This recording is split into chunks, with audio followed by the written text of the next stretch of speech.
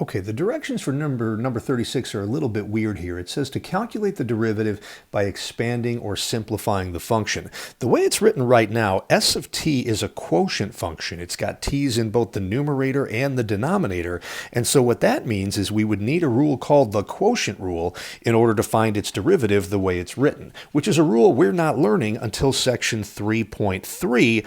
And here we are in 3.2. So what they want you to do is be a little bit creative, guys, in the way we're going to handle this. What I'm going to do is remind everybody of one fact you learned probably back in, I don't know, 5th grade, that if you were adding two fractions together, you would need a common denominator, a over b plus c over b. And to do that, then, you add your two numerators, a plus c, and your denominator stays the same.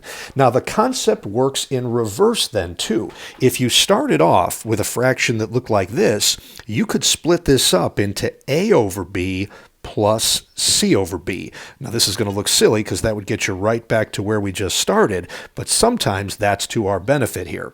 So with that concept in mind, as fun as all of that was, you guys, that's exactly what I'm going to do right here. I'm going to rewrite this fraction as two separate fractions. That divided by that, with a big fat minus in between. So 1 over t to the 1/2 power minus, and then we have a 2t over t to the 1/2 as well. So I'm hoping that makes some sense that we can do that. Now the question might be, why would we want to do that? And the answer is because each of these two fractions here can be simplified and rewritten. The first fraction, 1 over t to the 1/2, could be rewritten as t to the negative 1/2 power.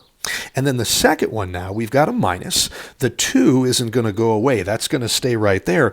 And then we have a t to the first on top divided by a t to the 1/2 on bottom. And if we take the numerator's exponent minus the denominator's exponent, that's going to get us a t to the positive 1/2 power. So now we've rewritten the original function. Notice, guys, this is still s of t. We've rewritten everything in one line, and both of these terms, we can evaluate their derivatives simply by using the power rule. So now we're ready to find s prime of t, and here we go.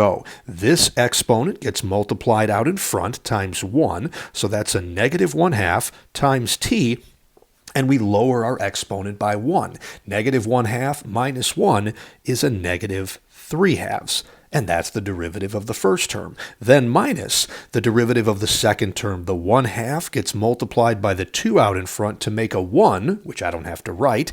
And then we're going to have a t, and now we lower this exponent by 1. 1/2 minus 1 is negative 1/2.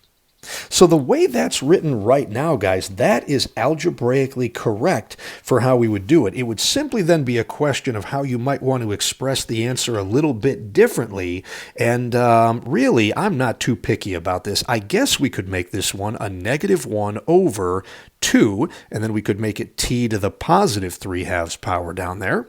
And then minus, let's see, that could be a 1 over, and now t to the 1/2. So that would be correct as well. If you wanted, we could do some radicals. Negative 1 over 2 times the square root of t cubed, and then minus a 1 over the square root of t.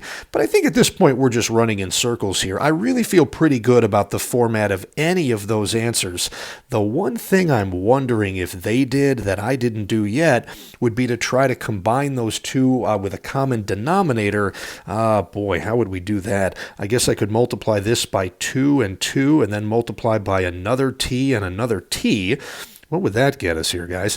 That would be a negative 1, and then minus 2 times 1 times t is 2t all over, and yeah, that should give us our common denominator now of 2t to the 3/2 power. So that would be yet another way of expressing that answer, and I didn't look in the solutions manual, guys, to see which answer they have, but I'm guessing it's one of those four. My hunch would be it probably is this one right over here, because the original presentation of s of t was with a binomial numerator and a monomial denominator.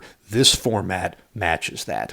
Anyway, I'm more concerned about if you got to this point right here, less concerned about the simplification after the fact.